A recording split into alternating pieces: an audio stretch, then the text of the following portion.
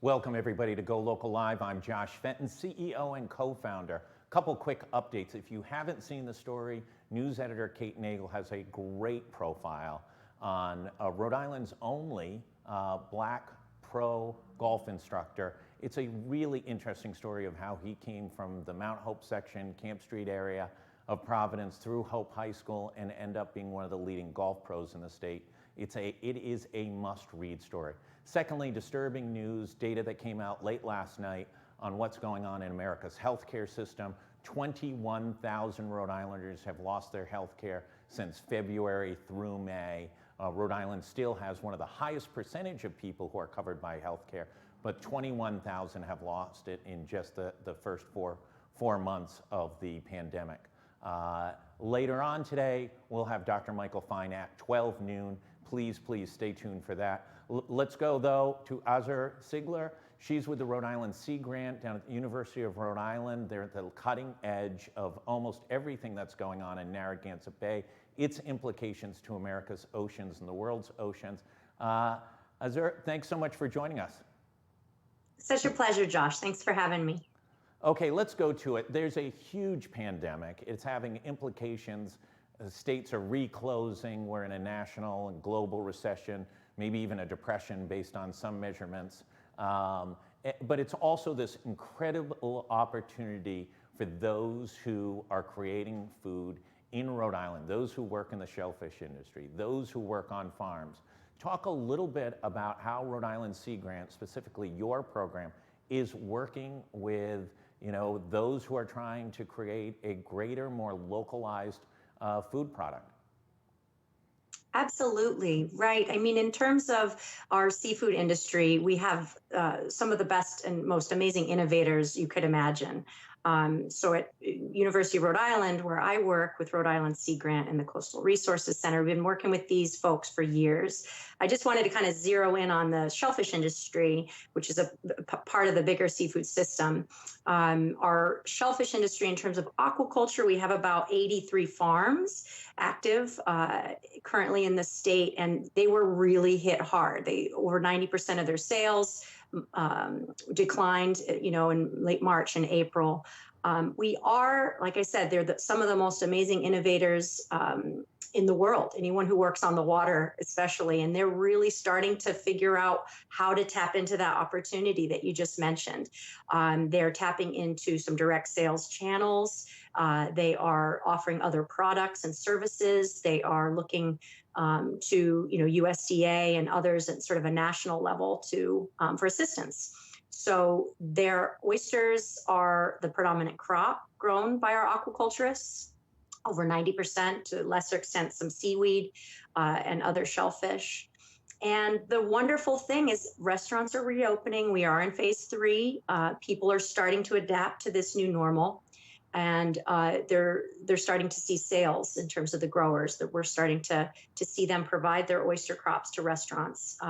In the past, it has been also over 90% of their sales go directly to restaurants. So there's not a lot of direct to consumer that has happened in the past. And that is starting to slowly change.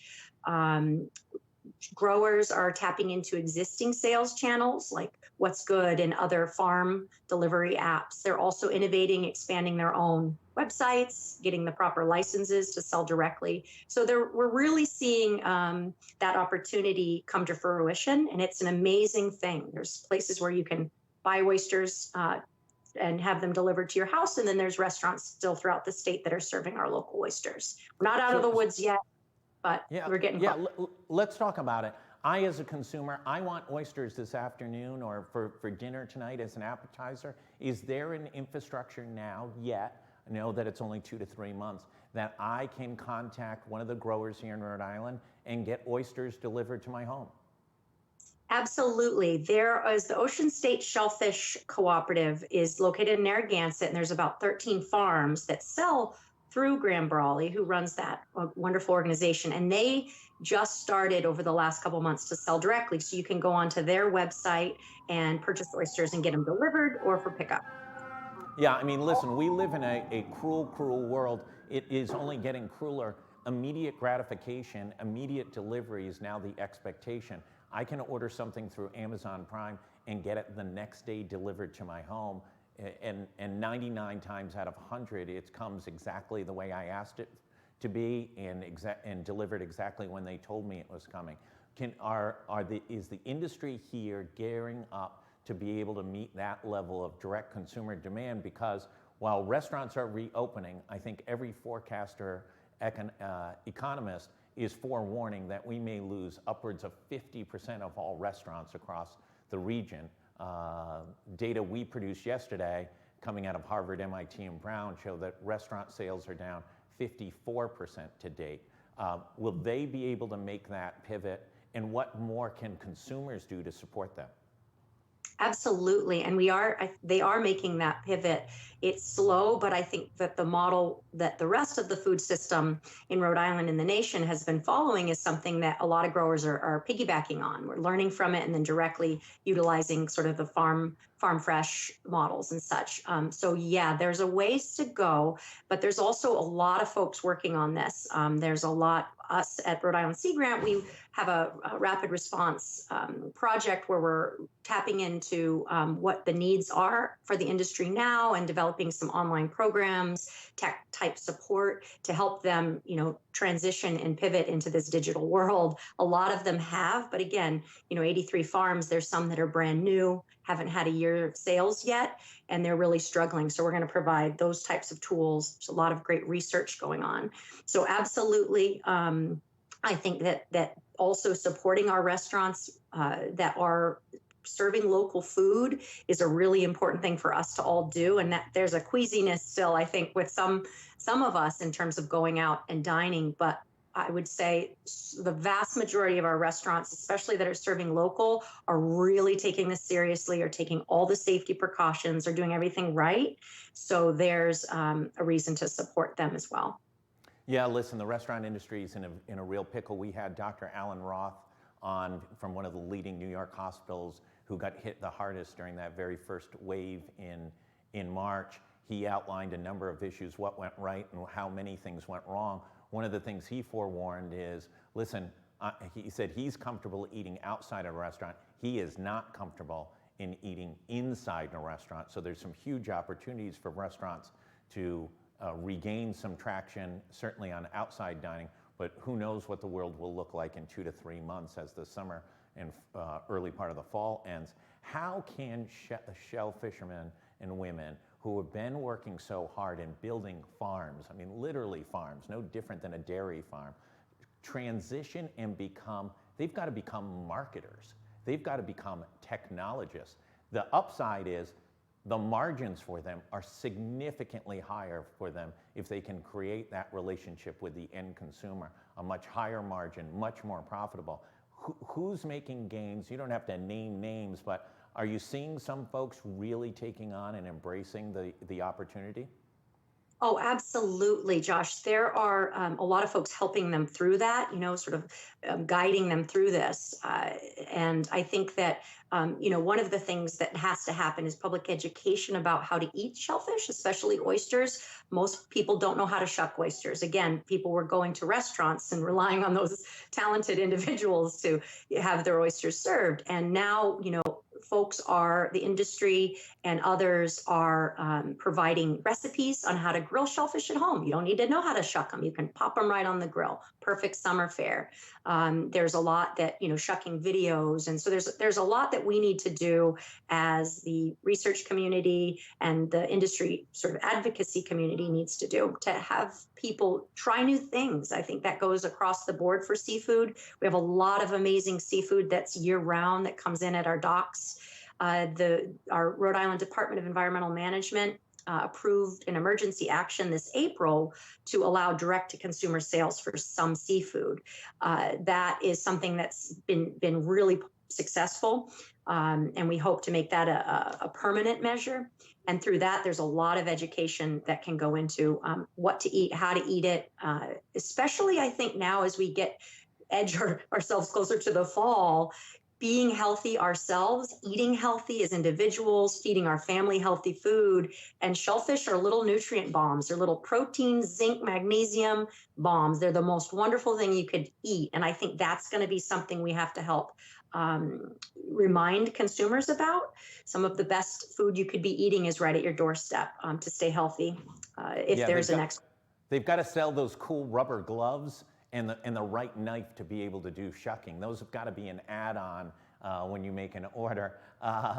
Let's go over to what do you see economically to the industry? They've experienced, as you outlined, tremendous short-term pain, but are they also seeing potentially the opportunity to reinvent their businesses and to really take advantage of this? What's the tone and tenor of the industry? Yeah, I think our shellfish aquaculture industry has always cooperated together fairly well. With every new farm that was permitted, as we kind of got more and more farms, there was a potential threat for new growers to sort of jeopardize the good relationships that our growers have with community members. Make no mistake about it, use conflicts are still a really big issue that our farmers deal with. There's folks who live along the shoreline who don't necessarily want to see farms off of their homes. So that's something that still exists. So they've always worked together to try to think of how to be good stewards. It's leased land. They don't own that land. It's just as much mine and yours as it is theirs to use.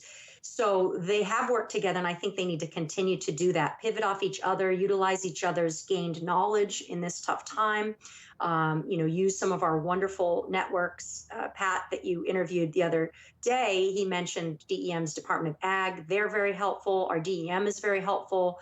Our Coastal Resources Management Council is very helpful. We're lucky to be in a small enough state that folks really pitch in, and we don't hold things so close that lessons learned are shared. So I think that's a big one, is working together, learning from each other, and they're starting to do that. And just what you said, offering new products, new services, farm tours or something that they've done a little bit in the past, farm dinners. We're not quite there yet this summer, but that's something in future years. The consumers still want that experience. Eating oysters with friends over a great bottle of wine is a culinary delight, and it's just part of how we socialize is around food. So if we could do that safely and learn from each other, others in other parts of the nation are figuring this out too. Again, growers communicate with each other. We have a East Coast Shellfish Growers Association that advocates on the industry's behalf in DC and other places. So we're lessons learned, working together, and being creative. And they really are an amazing bunch in terms of that. They're entrepreneurs, they're agile, so they will get through this. Let me ask you this. I'm a consumer. I'm watching this broadcast. I want to support local, and I think that's an overwhelming theme. Listen, people want to buy American. They want to support local. They don't always know how to do it and always check it out. What's the number one thing the consumer can do to help out the industry?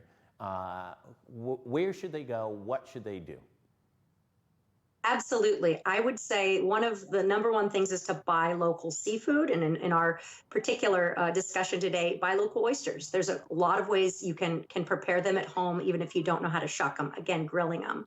You can do that through the Ocean State Shellfish Co-op. You can go online today. You can order them. They'll be delivered to your home, or you can pick them up. Also, like I said, go to restaurants. Try the Rhode Island Oyster Trail website. If you Google that, it shows restaurants that are serving local oysters. Go and support those businesses. It's in almost certainly every coastal town in the state has an oyster bar. And then the other, you get farm fresh produce delivered. Look WhatsApp, for example, they offer some oysters and shellfish that are local. So tap into what you already do and try them at home as well. Okay, you get the last word. What should Rhode Islanders do, and how should they best support the industry today? Today, I would say to order oysters, have them delivered by the weekend, and enjoy them. Experiment, eat them in different ways, bake them, grill them. If you know how to shuck them, wonderful. And just remember that it's a taste of our coast, and appreciate that. And remember, lost times, and they will be back, and we will be back to a place where we can do that in bigger settings very soon.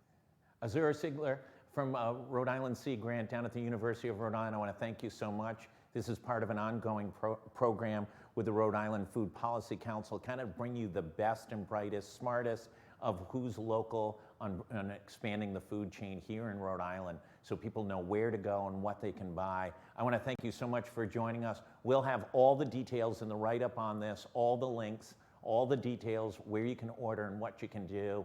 Please, please, everybody, stay safe, and we'll see you back at 12 noon with Dr. Michael Fine, former Rhode Island Director of Health. Thank you.